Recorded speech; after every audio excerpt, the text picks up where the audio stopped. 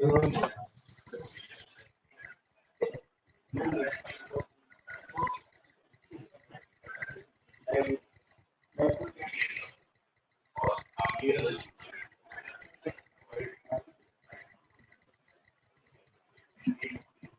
को voice clear आ रही है?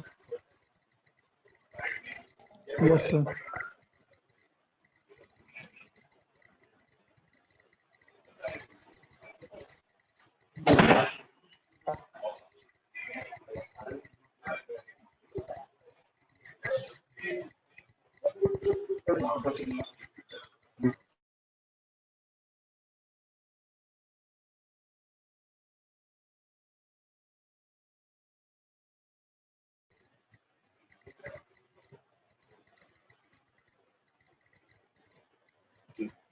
लास्ट क्लास में हम लोगों ने देखा कि किस तरीके से इसका इफेक्ट आता है फ्रीक्वेंसी मॉड्यूलेशन कैसे, तो उसमें नॉइस कैसे आता है। ठीक, वहाँ हम लोगों ने सिग्नल की नॉइस रेशियो फाइंड आउट किया।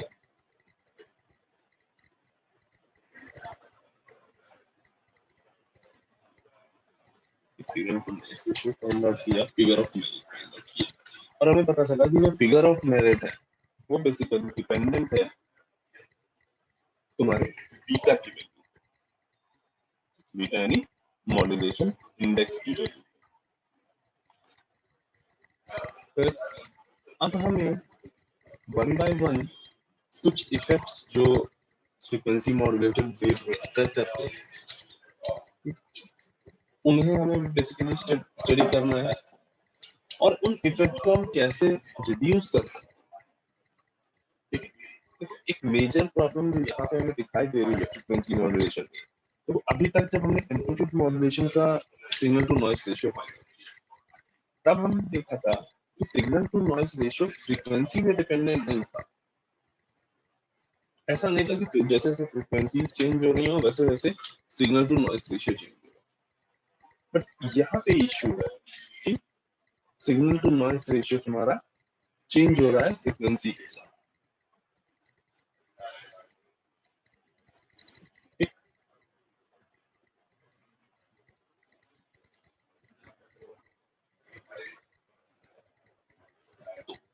इसकी वजह से जब ये जो इफेक्ट आ रहा है कि इसमें फ्रीक्वेंसी के साथ एसएनआर चेंज हो रहा है, इसकी वजह से डिफरेंट टाइप ऑफ इफेक्ट अकर करते हैं,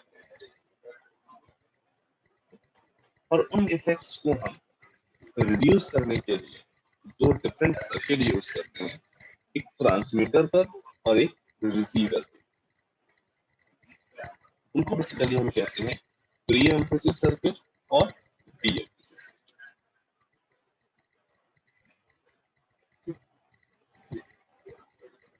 यहाँ हमने इस तरीके का ये हमारा पूरा फ्रीक्वेंसी मॉड्यूलेशन का ब्लॉक डायग्राम रिप्रेजेंटेशन है। किस तरीके से हम इनिशियली इस पार्ट को हम लोग नहीं रखते, हमारे पास ट्रांसमीटर होता है। ट्रांसमीटर हमारे सिग्नल को मॉड्यूलेट करके वाया चैनल ट्रांसमिट करता है। वहां पे एक एडिटिव नॉइज ऐड होती है, आगे जाके एफएम पे वो रिसीव होता है, फिर रिसीवर पे रिसीव होता है, यहाँ पे डीमॉड्यूलेशन। इतनी ही बात अभी तक हमने देखी। ट्रांसमीटर हमने अलग से देखा, रिसीवर हमने अलग से देखा, और ओवरऑल हम देखें तो कुछ इस तरह से ब्लॉक डायग्राम में रिप्रेजेंट कर सकते हैं। ठीक, अब हम बेसिकली क्या करते हैं, जो डिफरेंट प्रॉब्लम आ रही है उनके लिए हम क्या कर रहे हैं कि ट्रांसमीटर साइड पे सिग्नल का मॉड्यूलेशन करने से पहले एक प्री एम्फेसिस सर्किट लगा रहे हैं, और रिसीवर साइड पे डीमॉड्यूलेशन करने के बाद एक डी एम्फेसिस सर्किट लगा रहे हैं। जरा समझते हैं कि हमें ये प्री एम्फेसिस और डी एम्फेसिस सर्किट लगाने की जरूरत क्यों पड़ी। तो हमने क्या कि भाई यहाँ जो नॉइस है,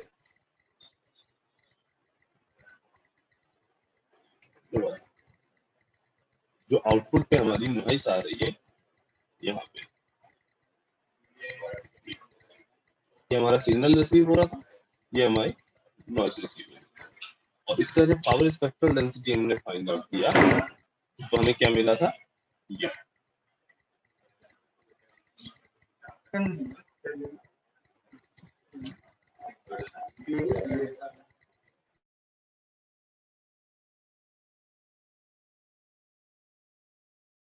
ठीक है, अब हमें यहाँ क्लियरली दिख रहा है कि जो पावर स्पेक्ट्रल डेंसिटी है नॉइस की, बेसिकली वो फ्रीक्वेंसी डिपेंडेंट है।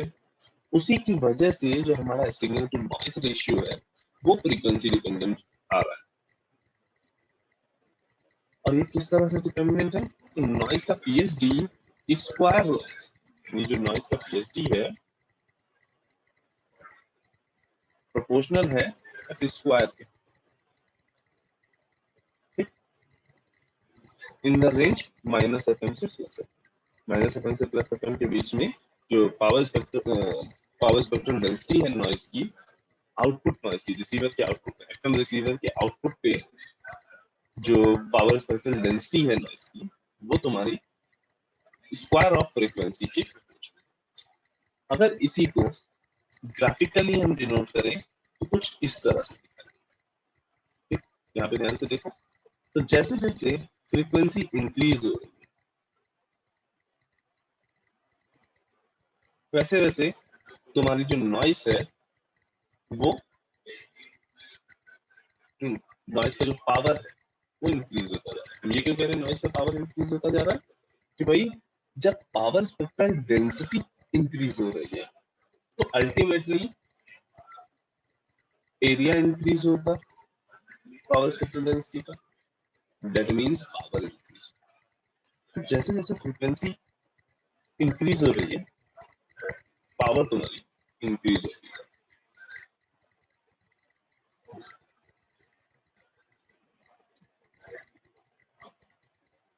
और अगर हम मैसेज सिग्नल का पावर स्पेक्ट्रल डेंसिटी देखें तो इन जनरल हमें याद भी रखना है कि कोई भी मैसेज सिग्नल हो, लो फ्रीक्वेंसी पे उसके सिग्निफिकेंट कंपोनेंट मिलते हैं और हाई फ्रीक्वेंसी पे उसके इनसिग्निफिकेंट कंपोनेंट्स मिलते हैं। मीनिंग जब अगर हमें अपने सिग्नल की क्वालिटी को इंक्रीज करना, ठीक, तो हमें वो हाई फ्रीक्वेंसी के कंपोनेंट ऐड करते जाएं। जितने ज्यादा हाई फ्रीक्वेंसी के कंपोनेंट ऐड करेंगे सिग्नल क्वालिटी उतनी ही अच्छी होती जाएगी।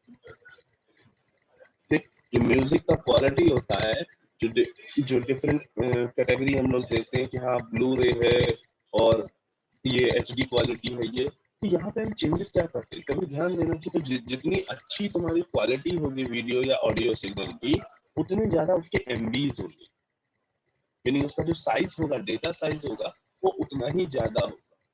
क्यों, क्योंकि वहां पे तुमने हाई फ्रिक्वेंसी के जितने कंपोनेंट तुम ले सकते हो वो सारे तुमने लिए, तो तुमने हाई फ्रिक्वेंसी के कंपोनेंट इंक्रीज किए हैं, उसकी वजह से तुम्हारी जो ओवरऑल क्वालिटी है सिग्नल की वो इम्प्रूव हो गई। अब जब तुम हाई फ्रिक्वेंसी सिग्नल्स को, सिग्नल के हाई फ्रिक्वेंसी कंपोनेंट्स को ऐड करोगे या इंट्रोड्यूस करोगे या यूज करोगे तो प्रॉब्लम ये आ रही है कि भाई सिग्नल के लो फ्रिक्वेंसी कंपोनेंट तो ठीक ठाक पावर रखते हैं, लेकिन जैसे जैसे फ्रिक्वेंसी इंक्रीज होती है सिग्नल की पावर डिक्रीज होती जाती है। लेट्स से हमने अज्यूम किया है कि जो मेरा मैसेज है वो एफएम फ्रीक्वेंसी का है, तो 0 से एफएम के बीच में हमने शो किया है। जैसे जैसे फ्रीक्वेंसी इंक्रीज हो रही है सिग्नल की पावर डिक्रीज होती है, high frequency component low power पे होते हैं। अब जस्ट इमेजिन कि ये मेरा एफएम रिसीवर पे नॉइस था, नॉइस का पावर स्पेक्ट्रल डेंसिटी था। ये एफएम रिसीवर पे जो मैसेज रिसीव हुआ हमें yt इज इक्वल टू क्या मिला था, kf mt प्लस नॉइस, है ना, kf mt मिला था, ये उसी mt का पावर स्पेक्ट्रल डेंसिटी है। अब ये दोनों ही चीजें हमें एफएम रिसीवर के आउटपुट करनी है, ठीक। अब दोनों सेम फ्रीक्वेंसी रेंज में हैं, एक दूसरे को इंटरफेयर करेंगी। अब जब इंटरफेयर करेंगी और वो इंटरफेरेंस कितना ज्यादा है कितना कम है उसको हम कैसे फाइंड आउट करते हैं? सिग्नल टू नॉइज रेशियो से। लेट्स से कि जब तुम लो फ्रीक्वेंसीज पे, इस फ्रीक्वेंसी रेंज पे, लो फ्रीक्वेंसी रेंज में जब तुम signal to noise ratio calculate करोगे, ठीक, उसी सिग्नल का, ठीक, तब क्या होगा? सिग्नल की पावर ज्यादा है, नॉइज की पावर कम। लो फ्रीक्वेंसी से सिग्नल की पावर लार्ज है और नॉइज की power lesser. Power spectral density का एरिया कम है। देखो ये एरिया अगर हम देखें और ये एरिया देखें, यहाँ पे एरिया ज्यादा है और यहाँ पे एरिया कम। क्लियरली कह सकते हैं कि नॉइज पावर लो फ्रीक्वेंसीज में कम है और सिग्नल पावर ज्यादा है। तो लो फ्रीक्वेंसीज पे तो हमें signal to noise ratio large मिलता है, कोई इश्यू नहीं, सब बढ़िया। प्रॉब्लम तब शुरू होती है जब हम सिग्नल की क्वालिटी इनहेंस करने के लिए हम कोशिश करते हैं और हाई फ्रीक्वेंसी कंपोनेंट को भी यूज करने के। जैसे जैसे तुम हाई फ्रीक्वेंसीज को यूज करने की कोशिश करोगे, ठीक, जैसे जैसे फ्रीक्वेंसी इंक्रीज कर रही है, सिग्नल पावर रिड्यूस हो रहा है, नॉइज पावर इनहेंस हो रहा है। सिग्नल पावर इंक्रीज हो रहा है, नॉइज पावर रिड्यूस हो रहा है।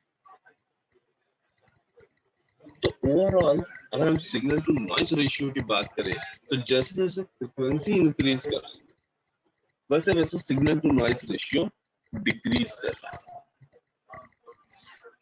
जैसे फ्रीक्वेंसी इंक्रीज कर रही है वैसे वैसे signal to noise ratio decrease कर रही है। बट हम तो ये नहीं चाहते, हम तो चाहते हैं कि हमारी जो म्यूजिक क्वालिटी हो वो सबसे अच्छी हो। तो उसके लिए बेसिकली हमने प्री एम्फेसिस और डी एम्फेसिस सर्किट यूज किया। ये सर्किट बेसिकली काम किस तरह से करते हैं?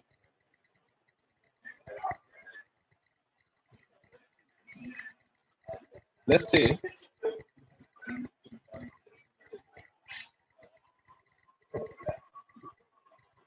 जब मैंने मैसेज सिग्नल को लिया, जो मेरा सॉन्ग था जिसको मॉड्यूलेट करके मैं ट्रांसमिट करना था, जब मैंने उसको लिया तो उसका पावर स्पेक्ट्रम डेंसिटी कुछ इस तरह से है। यहाँ कहीं माइनस एफएम है,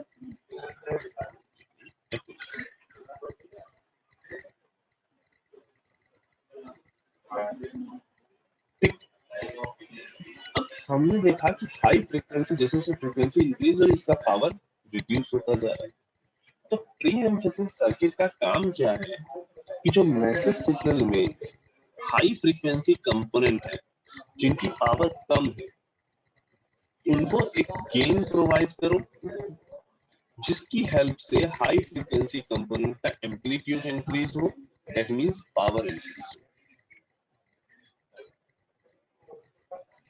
प्री एम्फेसिस सर्किट का काम क्या है कि मैसेज सिग्नल के जो हाई फ्रीक्वेंसी कंपोनेंट है जिनकी पावर लो है उनकी पावर को इनहेंस करे। मीनिंग जैसे हमने कहा कि F1 के बाद वाली जो फ्रीक्वेंसी वाले सिग्नल है इनकी पावर लो है तो इनकी पावर को क्या करेगा? इंक्रीज करेगा। कैसे इंक्रीज करेगा? हाई गेन, इस इन फ्रीक्वेंसीज पे हाई गेन प्रोवाइड करेगा। जो ट्रांसफर फंक्शन बनाया है हमने वो कुछ इसी तरीके का कि -F1 से F1 के बीच में कांस्टेंट है, उसके बाद गेन इंक्रीज हो रहा है, उसके बाद गेन इंक्रीज हो रहा है। और इस इंक्रीमेंट का फायदा क्या होगा? ये जो पावर अभी तक यहाँ पे दिखाई दे रही थी वो इनहेंस होकर यहाँ पहुंची। हमने बेसिकली क्या किया, प्री एम्फेसिस सर्किट से जो सिग्नल की पावर है, मैसेज सिग्नल की पावर है उसको इनहेंस करना है। ये हम कहाँ पे करेंगे? ये मेरा मैसेज सिग्नल है, प्री एम्फेसिस सर्किट से पास हुआ, ये हमें जो हाई फ्रीक्वेंसी के सिग्नल है, हाई फ्रीक्वेंसी के सिग्नल विद हाई पावर हमें मिल गया। अब ये जो प्री एम्फेसिस सर्किट का जो आउटपुट आया है ना, इसको हम एफएम ट्रांसमीटर में भेजते हैं। मीनिंग अब इसका मॉड्यूलेशन होगा, जो भी कैलकुलेशन, जो भी चीजें होंगी वो सब इस पे होगी। ये एफएम ट्रांसमीटर से यहाँ ट्रांसमिट होगा, इस चैनल से पास करेगा, नॉइज का कुछ इफेक्ट आएगा, फिर वो रिसीवर पे जाएगा। एक डीमॉड्यूलेटर लगा होगा, स्लोप डिटेक्टर या पीएलएल, वो एक आउटपुट प्रोवाइड करेगा। तो यहाँ आउटपुट कौन सा प्रोवाइड करेगा? जिसका मॉड्यूलेशन हुआ था उसी का तो डीमॉड्यूलेशन होकर आउटपुट आएगा, कुछ इस तरह का आउटपुट सिग्नल मिलेगा। अब यहाँ से काम शुरू होता है डीएम्फेसिस। तो डीएम्फेसिस सर्किट क्या कर रहा है, हमने जो ट्रांसमीटर साइड पे सिग्नल की पावर को एम्फसाइज किया था, हाई पावर, हाई फ्रीक्वेंसी के कंपोनेंट्स की पावर को जो एम्फसाइज किया था, उन्हें वापस रीस्टोर करेगा ओरिजिनल फॉर्म में। उन्हें क्या करेगा? वापस रीस्टोर करेगा ओरिजिनल फॉर्म में।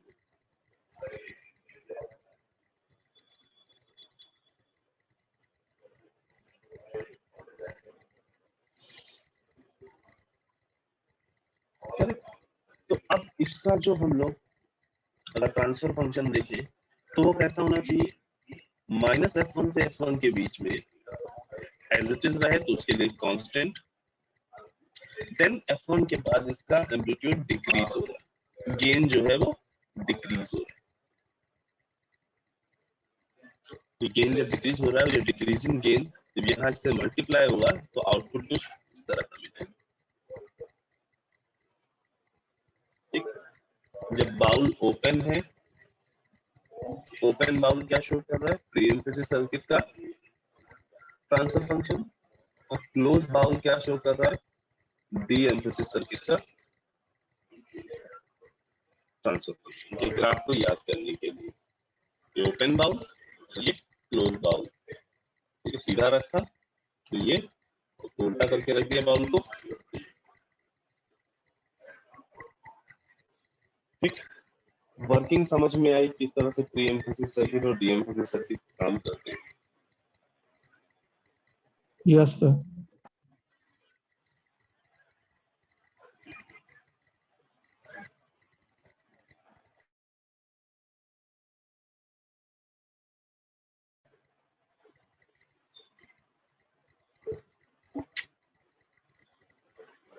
एक मिनट ना,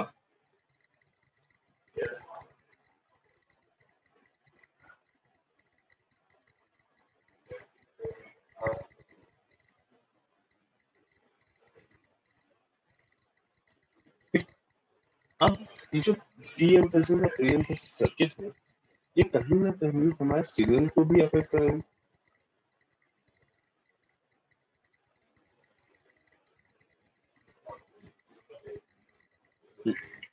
तो प्री एम्फेसिस सर्किट तो हमारे सिग्नल को इन्फ्लुएंस कर रहा है, लेकिन जब डी एम्फेसिस सर्किट की बात हो रही है तो यहाँ पे इस एफएम रिसीवर में अकेला ये डीमॉड्यूलेटेड मैसेज सिग्नल नहीं है, इसके साथ में नॉइस भी है। तो ये डी एम्फेसिस सर्किट इस नॉइस को भी कुछ ना कुछ अफेक्ट कर रहा होगा।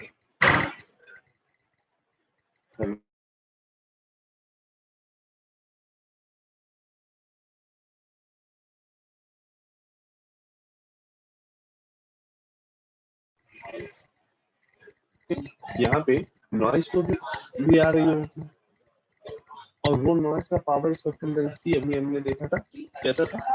एस एन डी एफ क्या था?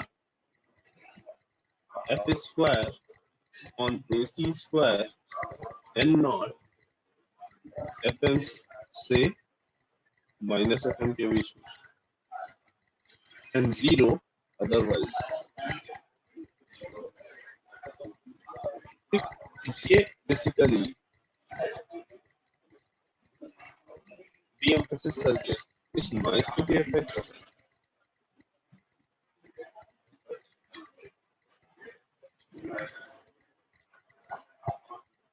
है ना? ये डी एम्फेसिस सर्किट इस नॉइस की पावर स्पेक्ट्रल डेंसिटी को भी अफेक्ट करेगा। कैसे अफेक्ट करेगा?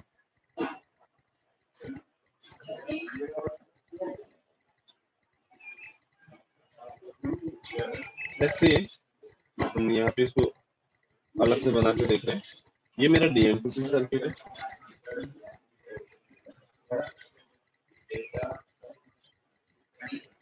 ठीक, ये यहाँ पे एस एन डी एफ आई।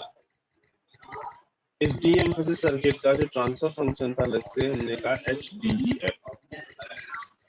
अब जब ये नॉइस का स्पेक्ट्रम, पावर स्पेक्ट्रम इस डी एम्फेसिस सर्किट को पास करेगा, तो हमें पता है, कल हमने एक कॉन्सेप्ट सीखा था कि आउटपुट क्या आएगा। आउटपुट पावर स्पेक्ट्रल डेंसिटी क्या होगा? सिस्टम का ट्रांसफर फंक्शन उसके मॉड का स्क्वायर इनटू इनपुट पे जो पावर स्पेक्ट्रल डेंसिटी। ये बेसिकली डी एम्फेसिस सर्किट के होने की वजह से जो नॉइस में जो इफेक्ट आ रहा है वो ये। इसको अगर हम इक्वेशन वाइज रिप्रेजेंट करें, क्या है? F square upon A C square into N not multiply by mod of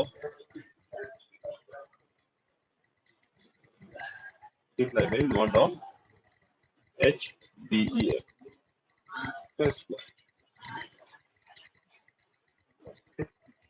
अब इस डी एम्फेसिस सर्किट कितना अच्छे से काम कर रहा है, इसके लिए हम बेसिकली क्या करते हैं, एक फैक्टर कैलकुलेट करते हैं। वो क्या होता है, उसको क्या बोलते हैं? Improvement factor. उसको हम क्या बोलते हैं? Improvement factor. और वो इम्प्रूवमेंट फैक्टर डिफाइंड है average output noise power without pre emphasis and D emphasis upon average output noise power with pre emphasis and D emphasis. Improvement factor basically क्या दे रहा है? जो नॉइस पावर है, जब हमने प्री एम्फेसिस और D emphasis circuit नहीं लगाया था, तब नॉइस पावर कितनी थी वो, और जब अगर हमने pre emphasis D emphasis circuit लगा दिया, तब जो नॉइस पावर है, उन दोनों में रेशियो। अब अगर हम ये देखने की कोशिश करें कि पहले नॉइस पावर क्या थी, तो हमें पता है, ये हमने वो भी एसएनआर कैलकुलेट किया था, तब यहाँ पे फाइंड आउट किया नॉइस पावर। कैसे फाइंड आउट किया था? ये जो हमारा पावर स्पेक्ट्रल डेंसिटी आया था, इसको हमने माइनस एफएम से एफएम के बीच में इंटीग्रेट कर लिया। ये क्या हो गया था? 2n not FM cube upon 3ac square. 2n not FM cube upon 3ac square.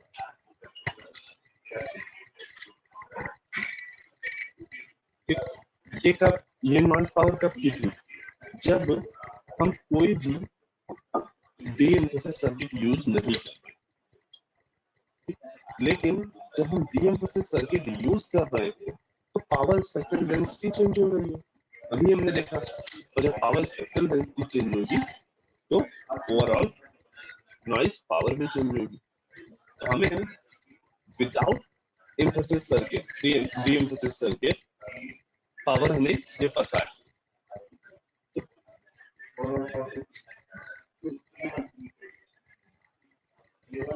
वो हमने यहाँ पे पुट भी कर दिया।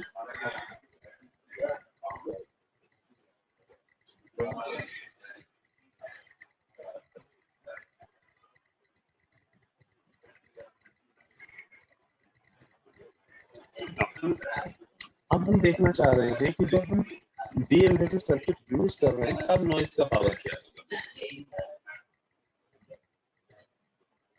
उसके लिए हम क्या करें? ये जो power spectral density de emphasis circuit के आउटपुट पे आई है, इसको इंटीग्रेट कर दें बिटवीन माइनस एफएम से FM. Noise power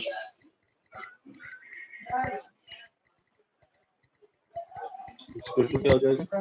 integration minus FM से प्लस एफएम, इसका F square M not upon A C square into mod of H D E F square N not upon AC square constant है, बाहर निकाल सकते हैं। Noise power हमारी क्या हो गई, noise power with de-emphasis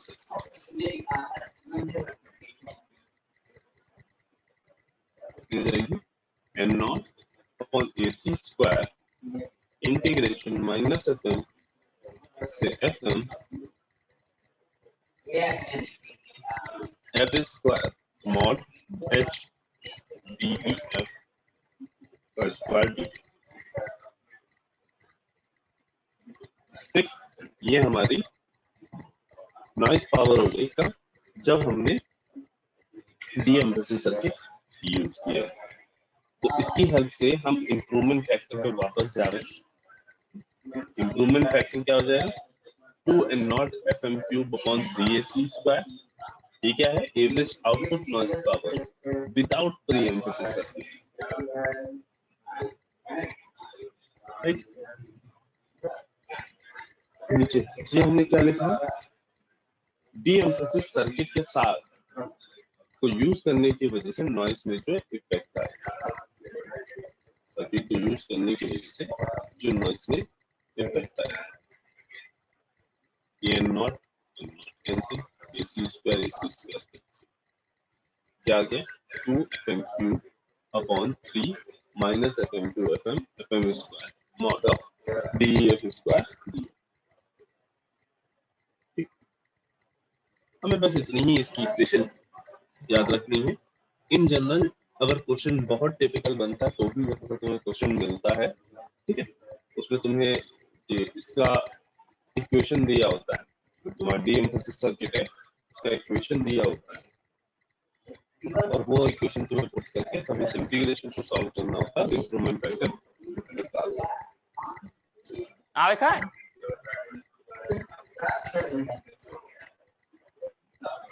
one more thing हमें जो याद रखनी है प्री एम्फेसिस और डी एम्फेसिस सर्किट के लिए, कि देखो जो काम प्री एम्फेसिस सर्किट कर रहा है उसी का just inverse D emphasis circuit कर रहा है। प्री एम्फेसिस सर्किट जो काम कर रहा था उसी का just inverse D emphasis circuit.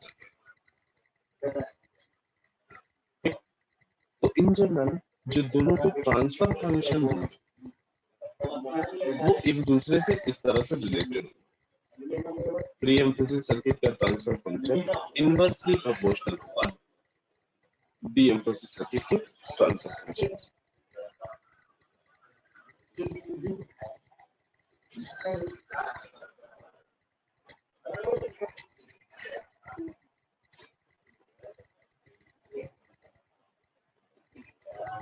Clear?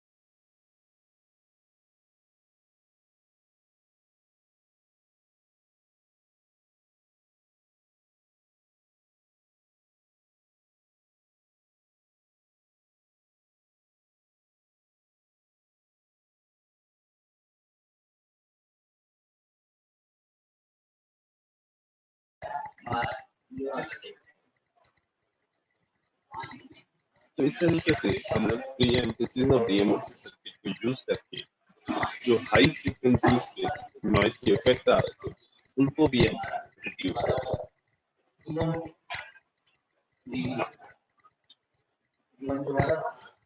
इसके साथ कुछ इफेक्ट फ्रीक्वेंसी मॉड्यूलेशन में और करते हैं।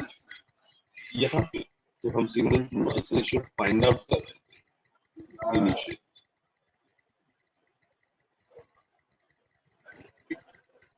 हमने ये फेजर डायग्राम देखा, उसके बाद ये थीटा टीका ये एक इक्वेशन देखा,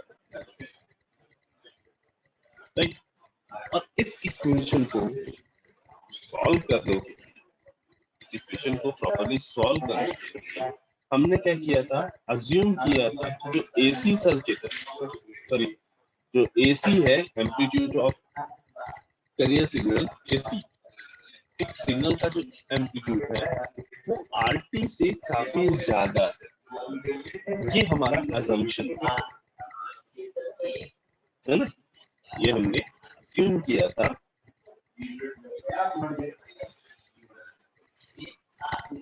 कि एसी जो है वो आरटी से काफी ज्यादा है, और उसके बाद हमने यहाँ पे सोल्यूशन करना स्टार्ट किया था, ये अप्रोक्सीमेशन 2 लिया।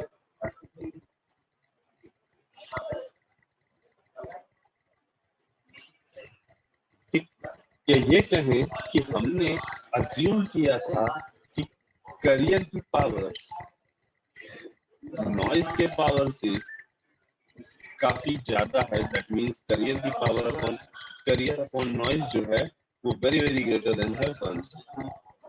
तो एसी अपॉन नॉइज आरटी जो है वो वेरी वेरी ग्रेटर देन 1। लेकिन जस्ट इमेजिन कि मे बी पॉसिबल कि चैनल में जब तुम्हारा सिग्नल ट्रांसमिट हो रहा हो, जो चैनल से सिग्नल आ रहा हो, तो कुछ जगहों पे ऐसा हो कि वहां पे नॉइस का पावर सिग्नल के पावर से इंक्रीज कर जाए, या हम ये कहें कि आरटी की जो वैल्यू है वो इंक्रीज हो जाए एसी से।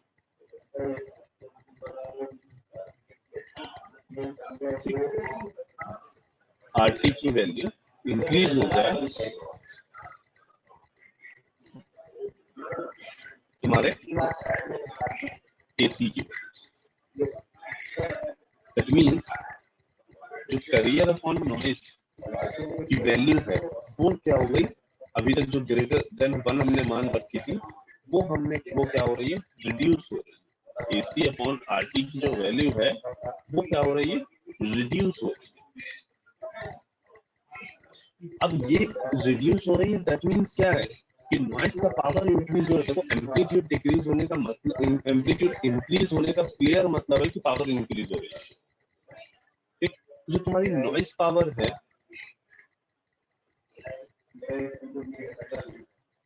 वो इंक्रीज हो रही होगी।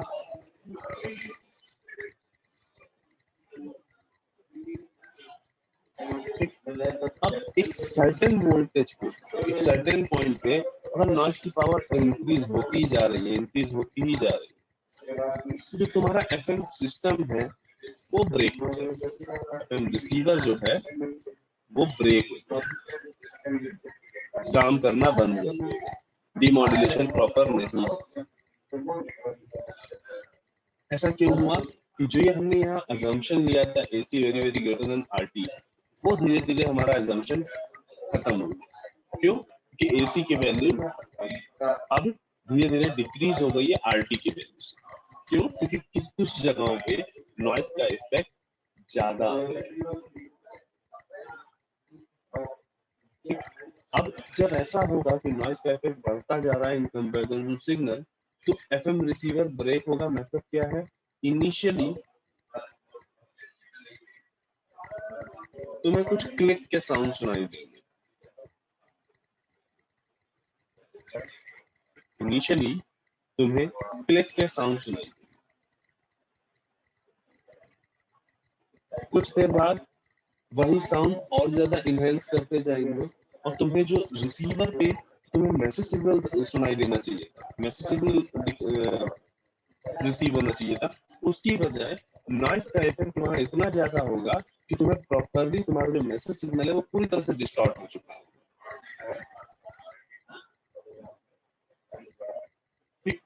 ये जो बेसिकली इफेक्ट जहाँ पे नॉइस की पावर इतनी इंक्रीज हो जा रही है कि एफएम रिसीवर ब्रेक हो जा रहा है, प्रॉपरली काम भी नहीं कर पा रहा, आउटपुट सिग्नल पूरी तरह से डिस्टॉर्ट हो जा रहा है, केवल हमें क्रैकलिंग की और क्लिक्स की साउंड सुनाई दे रही है, मैसेज सिग्नल का साउंड नहीं सुनाई दे रहा। इस इफेक्ट को हम बोलते हैं थ्रेशोल्ड इफेक्ट। इस इफेक्ट को हम क्या बोलते हैं, थ्रेशोल्ड इफेक्ट। इसको हम थ्रेशोल्ड इफेक्ट क्यों बोलते हैं? एक्चुअल में जब ये नॉइज पावर इंक्रीज हो रहा होता है तो आउटपुट एसएनआर रेशियो या force detection of SNR ratio जो है वो डिक्रीज कर रहा होता है। जैसे जैसे आरटी इंक्रीज करेगा, नॉइज पावर, नॉइज का एम्पलीट्यूड जैसे जैसे इंक्रीज करेगा, तुम्हारा सिग्नल टू नॉइज रेशियो क्या है, डिक्रीज होता जाएगा। और अगर ये signal to noise ratio less than हो गया थ्रेशोल्ड एसएनआर से,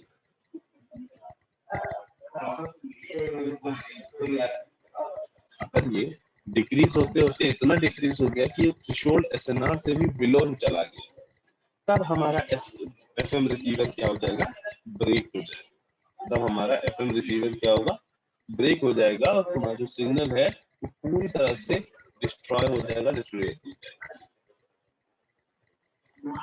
तो थ्रेशोल्ड इफेक्ट कहता है कि भाई एफएम रिसीवर ब्रेक ना हो, उसके लिए जो आउटपुट एसएनआर है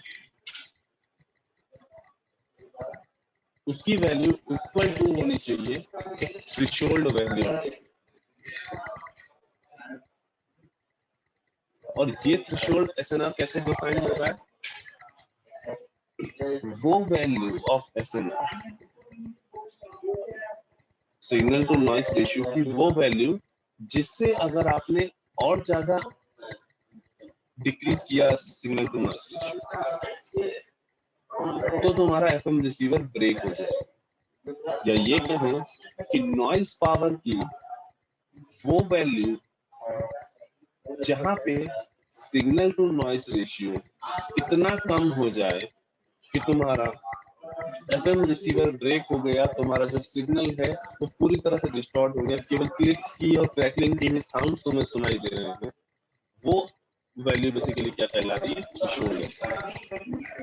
ठीक, हम इन जनरल चाहते हैं कि जो हमारा आउटपुट है, वो जो आउटपुट का एसएनआर है वो थ्रेशोल्ड एसएनआर से ग्रेटर देन या इक्वल टू। सभी लोग मीटिंग को रीज्वाइन करें।